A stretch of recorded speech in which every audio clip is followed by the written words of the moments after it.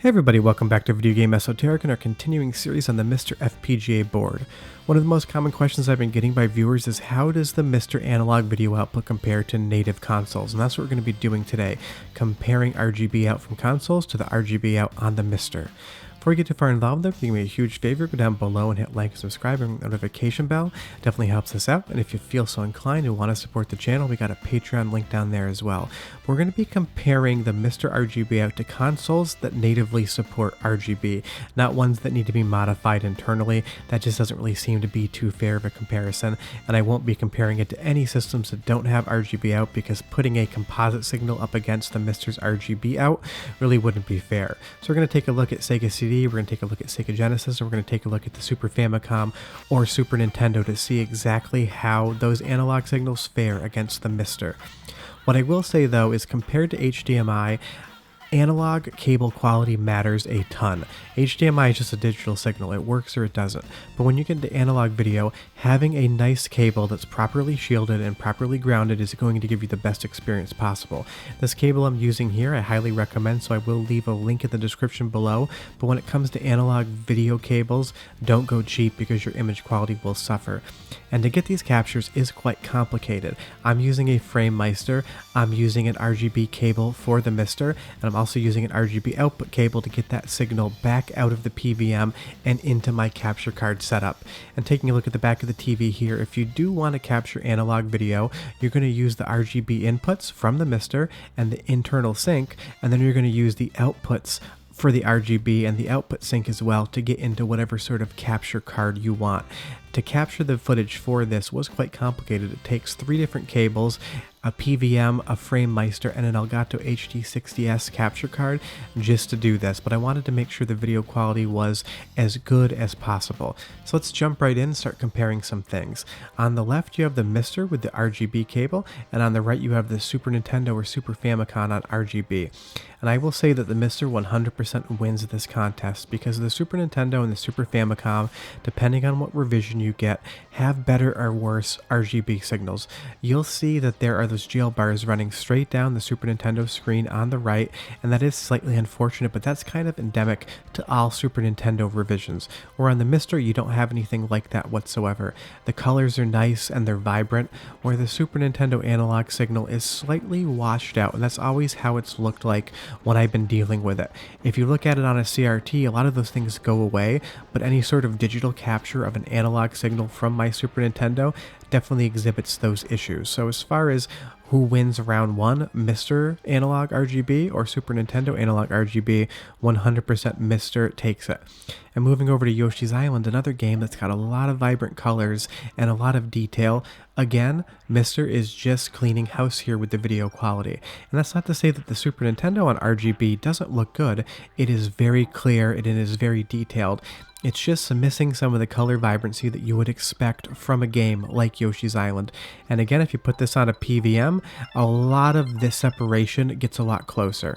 And most of the time, people are going to be using it in that respect. But I would say even on the PVM, the Super Nintendo still exhibits those jail bars, which is unfortunate. Just something that outside of heavily modifying your console, you're not going to be able to fix.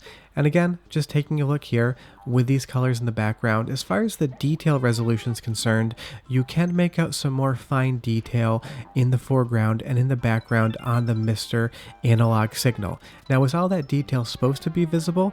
It's hard to say. You know, designers used to love using the fact that they had CRTs in front of their players to kind of hide some things. So I would say that actually, on the analog signal here, I kind of like how it blends some of the details in the background better than it does on the MiSTer.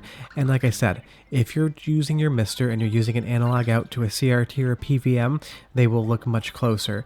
But when we are comparing things side by side, we do kind of have to find the little bit of differences that we can. And again, here in Kirby, you're going to see that same difference.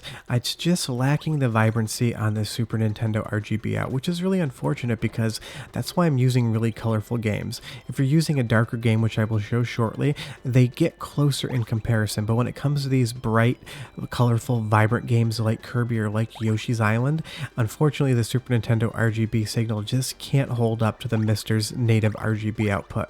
But like I said, when we get to something like Castlevania 4, they are much closer, and I would say that the additional color vibrancy in the MiSTer Analog Out might be a little too bright. But go ahead and watch this for like 30 seconds. Just stop listening to me talk so you can just kind of pixel peep, and I'll be back and we'll talk more about the comparison between these two signals out.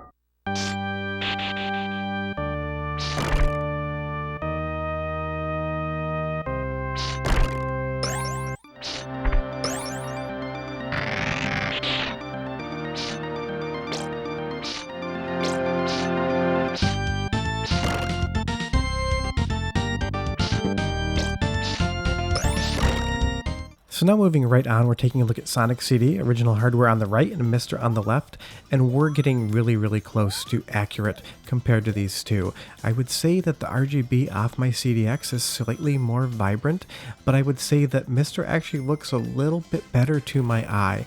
And again, the Sega CDX is known for being slightly bright compared to the original Sega Genesis or the Model 2 when it comes to RGB, but the signal analog-wise from MiSTer compared to the analog signal from the CDX, these are near identical, and it just goes to show how good the Sega core is doing both for CD and for Genesis, which you'll see shortly, in regards to keeping the analog video signal as accurate as possible.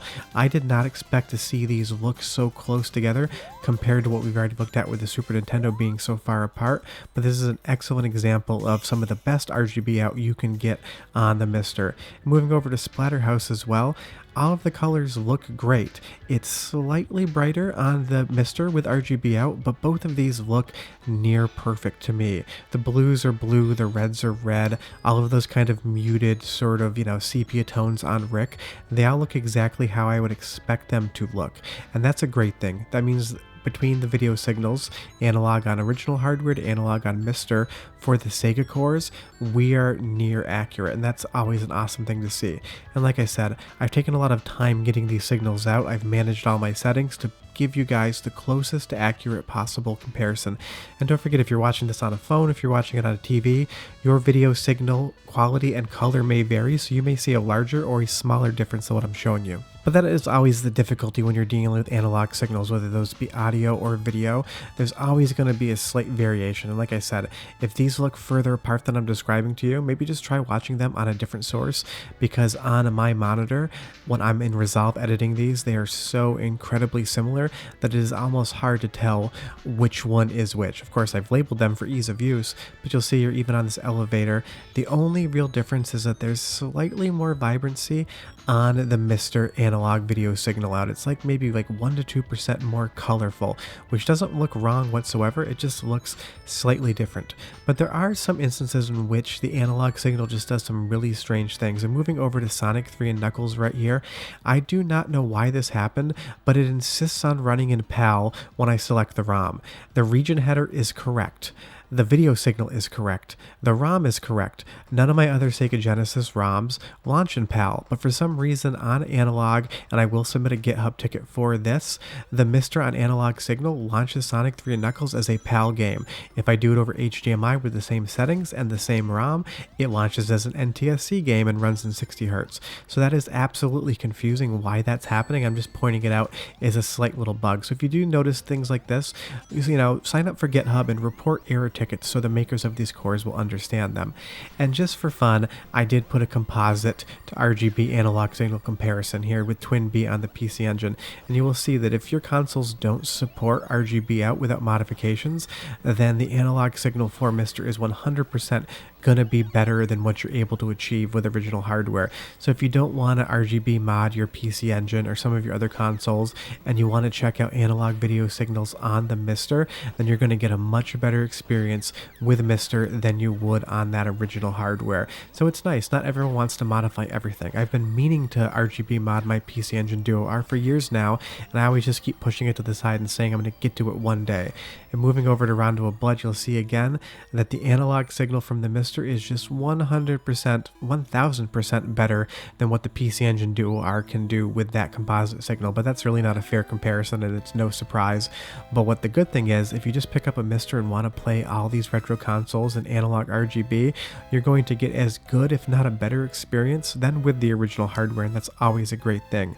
But that's what I found when I compared the analog video signals side by side. I'd be curious what you guys think and what you see when you do it, so leave me a question or a comment below. This was a really fun series comparing the HDMI to the analog and comparing analog to original hardware analog. Found out a lot of things were way closer than I would have expected. Short of that, we will be back next week with another video in our MiSTer FPGA series, and I will have videos throughout the week on other topics as well. But again, like I said, if you have any questions, any comments, so leave them down below. Love chatting with you guys. And if you can do me a huge favor, go down below, hit like and subscribe, and hit the notification bell. Definitely helps us out. But yeah, Analog RGB on the MiSTer is absolutely perfect. Bye-bye.